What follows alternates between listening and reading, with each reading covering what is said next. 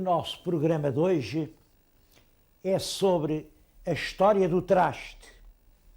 É claro, o traste, qual traste? Nessa altura os meus telespectadores, cada um está a pensar, claro, ele vai falar no traste, naquele que eles acham que é o traste, porque os outros acham que não. Vou falar é no outro traste, talvez até no... Porque entre nós é assim, há sempre um que é o traste, o outro acha que o traste somos nós, porque traste tem esse sentido de a pessoa retorcida, de má pessoa, de pessoa de quem se não gosta. Mas é curioso que a palavra tem outro sentido. Os trastes também são os móveis.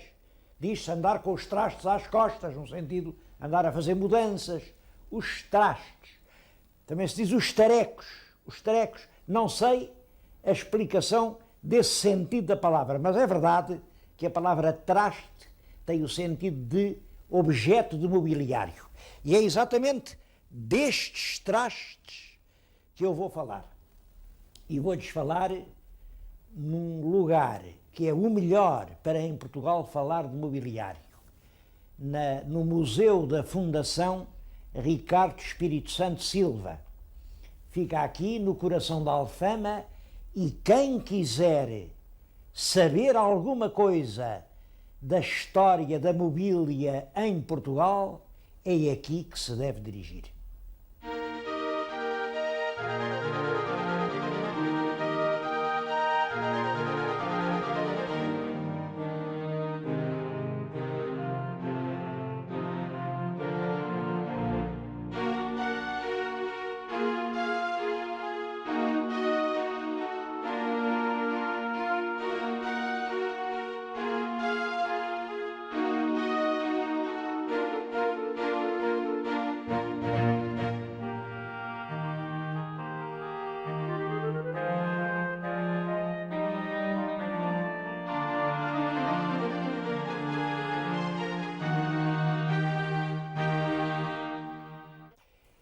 O móvel mais antigo que há aqui no Museu da Fundação é esta arca.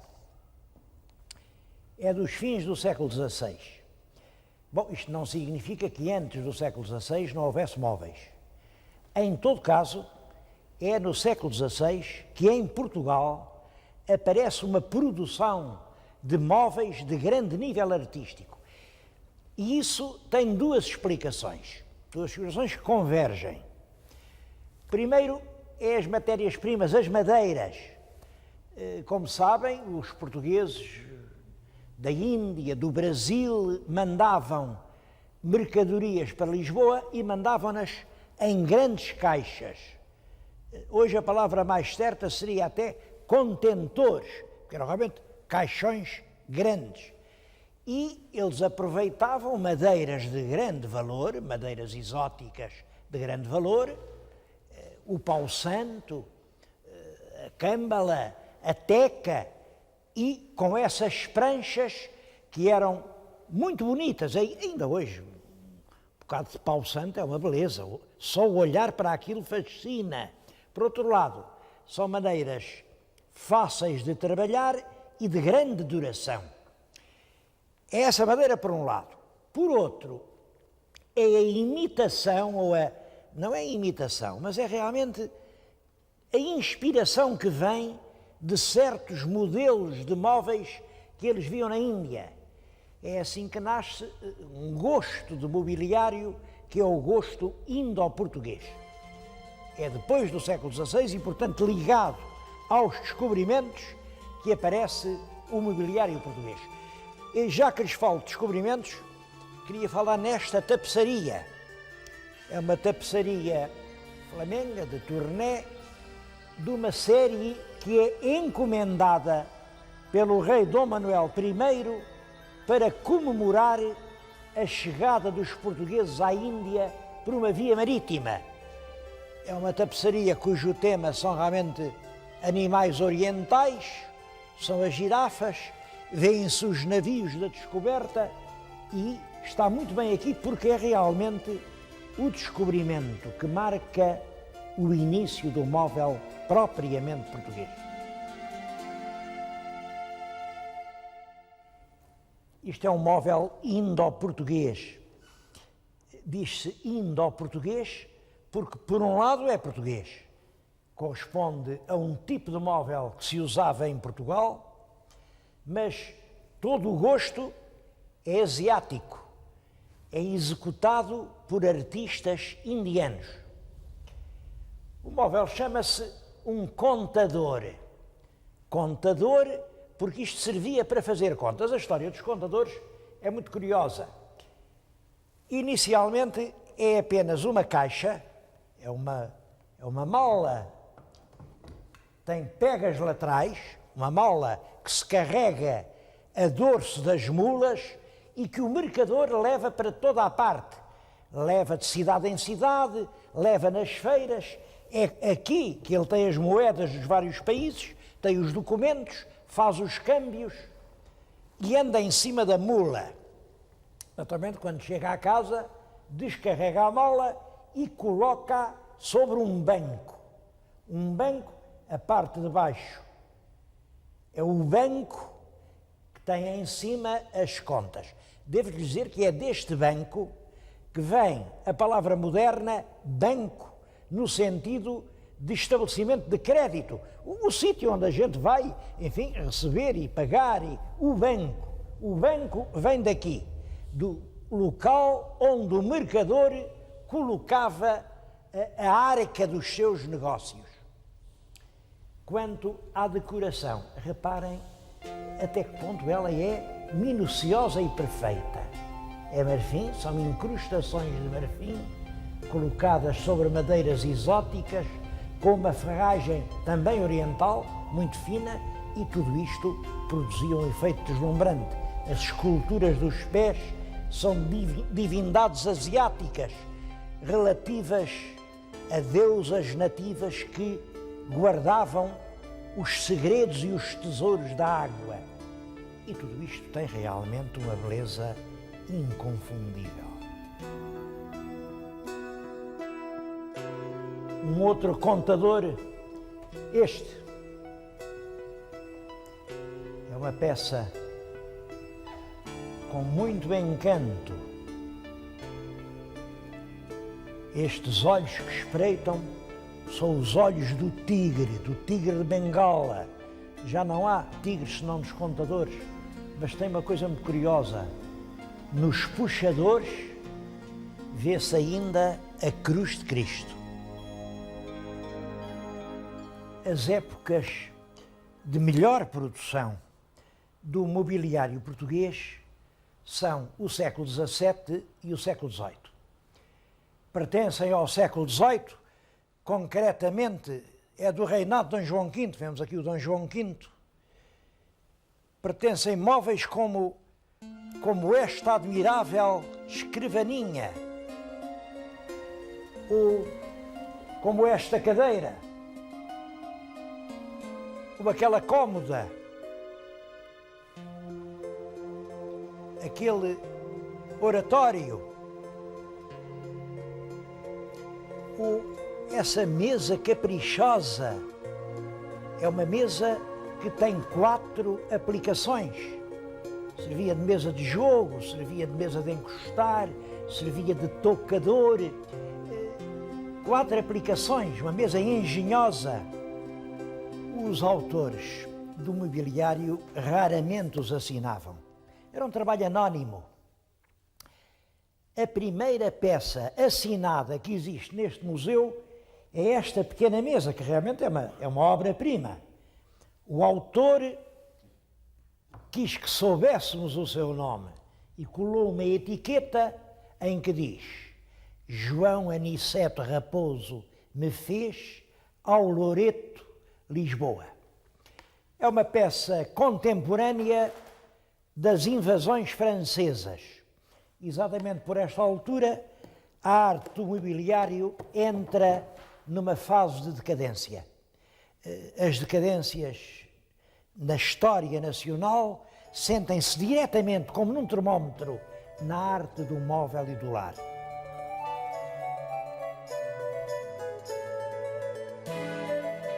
Quem venha à Fundação Ricardo Espírito Santo comete uma grande injustiça se não falar nestas oficinas que procuram manter vivas ainda as velhas artes e ofícios. Junto do palácio há oficinas de desenho artístico, de marcenaria, de embutidos, de talha, de dourador, de encadernação, de lacagem, de polidor. Eu vim aqui falar-lhes nisto numa dessas oficinas. Já viram o que eu tenho na minha mão? É ouro, é um ouro que, depois de passado aqui no laminador, isto é um laminador, herdado, os homens que trabalham aqui já o herdaram dos avós.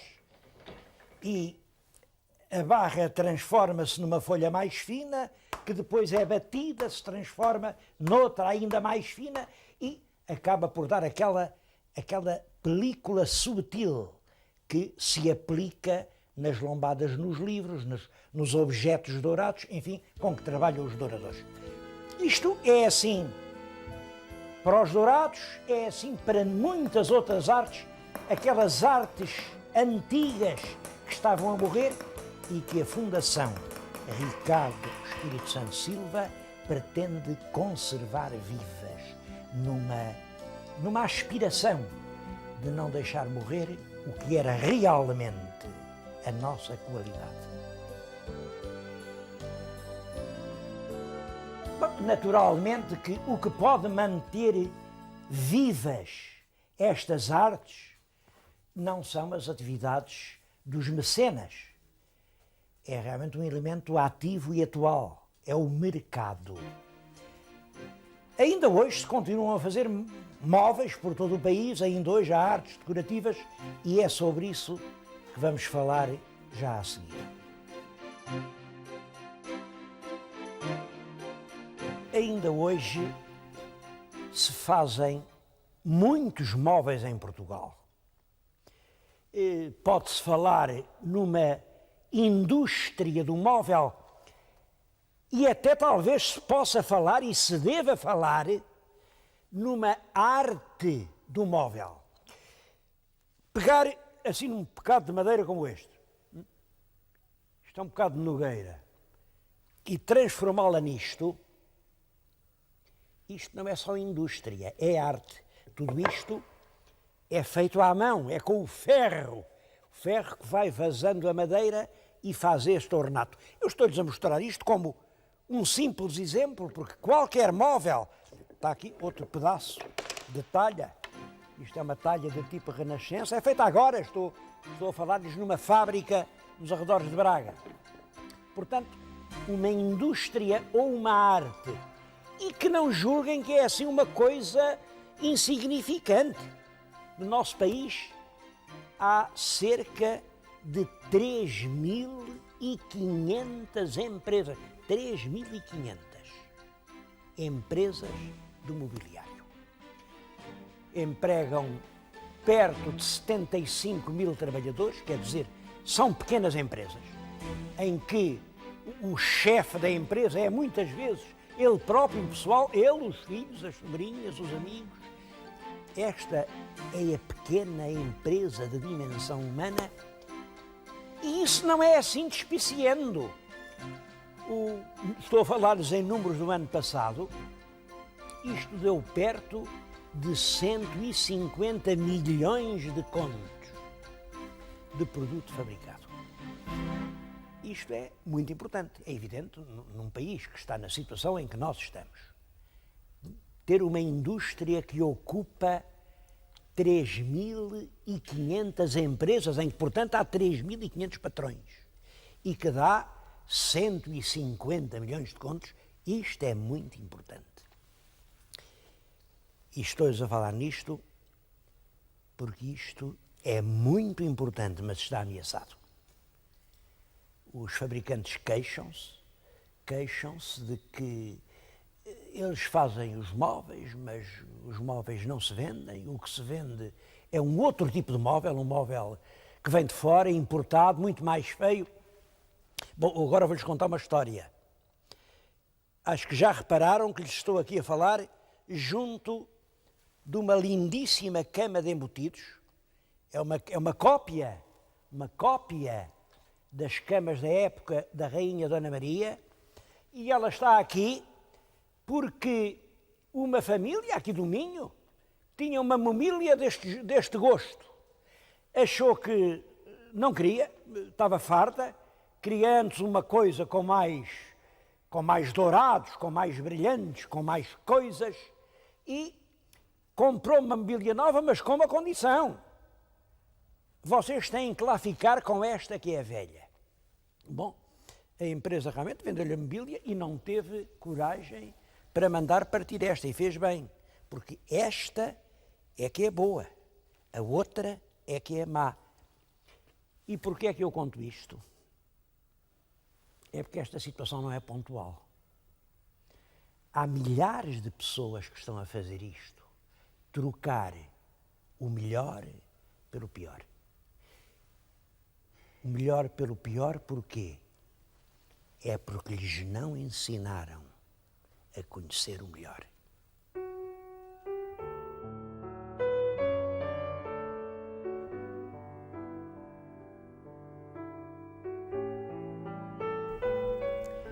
Ainda é possível fazer réplicas fiéis dos velhos móveis portugueses. Isto é a fotografia de uma cama do século XVII e aquela é a réplica, só um perito a distingue. Este contador é uma cópia de uma peça do Ruhlmann. O Ruhlmann é um famoso desenhador de móveis das primeiras décadas do nosso século. Eu acho que se o Ruhlmann voltasse ao mundo, ficava vaidoso com esta execução. Realmente não pode ser mais perfeita. Isto é marfim, todo o móvel é pau santo, os interiores são pau cetim, mas é realmente a perfeição na execução o que aqui impressiona.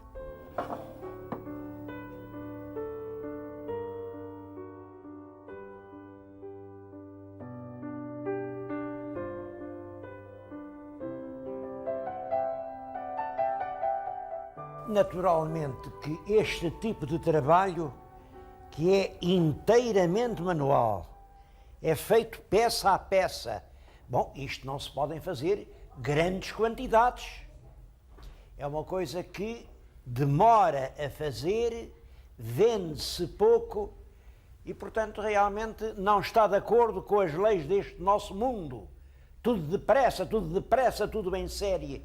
Bom, e eu estou-lhes a falar aqui numa casa do norte do país, um dos mais prestigiosos fabricantes de mobiliário artístico, que poucas semanas mais terá de vida. Isto é impressionante, mas é verdade. Eles eram tão bons que já não há lugar para eles.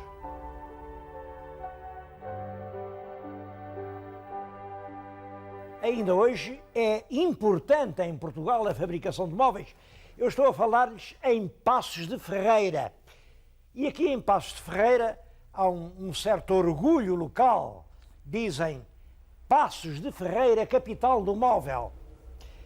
É verdade até um certo ponto, mas é claro que não é só em Paços de Ferreira. Em Gondomar há fabricantes de móveis muito bons. Na Beira Alta há bons fabricantes. Continuam a fazer-se bons móveis em Portugal. Eu tenho aqui, justamente junto de mim, uma bela escrivaninha. É inteiramente obra da indústria portuguesa e tem um acabamento inexcedível. Bom, mas é claro, há sempre surpresas. Tenho outras coisas perto de mim. Eu peço-lhes que reparem nesta cama. Eu tenho aqui realmente o leito. Eu até pedi para deixarem, estavam aqui estes bonecos, podem parecer muito kits, mas eu pedi para ficarem porque eles dão ideia disto tudo. A cama tem aqui umas amarras inexoráveis. Acho que isto é uma cama para noivos, isto é que quer dizer o sagrado nó. E o nó apanha um sudário, não julguem que é de alvolinho, não é. Nem sequer de madeira. É uma mistura química de pedra e de goma. Bom, eu acho que isto no conjunto é um móvel terrível. Mas está na moda, saem muitos, toda a gente quer. E agora vocês dizem, pois, que culpa têm as pessoas se não as educam e não têm dinheiro, têm que comprar disto, esta coisa execrável, é isto que elas têm que comprar. Não têm dinheiro para as boas madeiras portuguesas. Não se enganem. Isto não é um móvel barato. Está aqui a etiqueta, isto.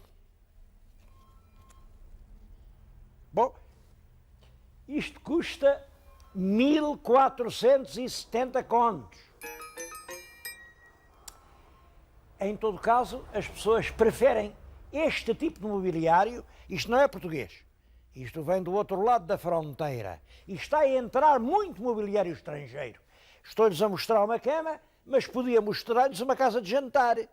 Olhem-me aquela casa de jantar. Olhem para aquele armário. Olhem para aquele aparador. E o preço também é deste género. Uma mobília estrangeira, deste tipo, custa 4 ou 5 vezes mais que uma mobília portuguesa em castanho, em carvalho ou folheada mesmo em pau santo. Bom, então as pessoas não têm culpa, gostos não se discutem. Eu com isso é que não concordo e é sobre isso que eu lhes queria falar. Gostos discutem-se. Há bom gosto e há mau gosto. O que há é outra coisa. Há que as pessoas não têm culpa de ter mau gosto. Não se faz nada para educar a sensibilidade, a cultura da gente das nossas escolas.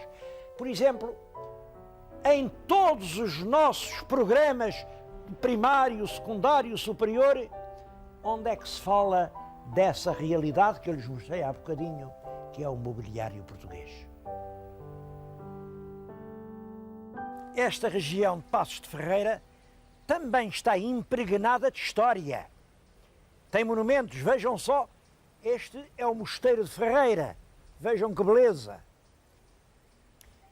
Mas hoje pareceu-me que era mais importante falar da história do futuro que da história do passado. Fala-se agora muito na Europa, na unificação económica na Europa. No futuro, quem não puder vender ou melhor ou mais barato não tem lugar. Não acredito que seja assim. Há de haver sempre lugar para a diferença. Quem tiver algo de diferente para vender vai encontrar comprador. E das coisas diferentes que havia em Portugal era o nosso mobiliário.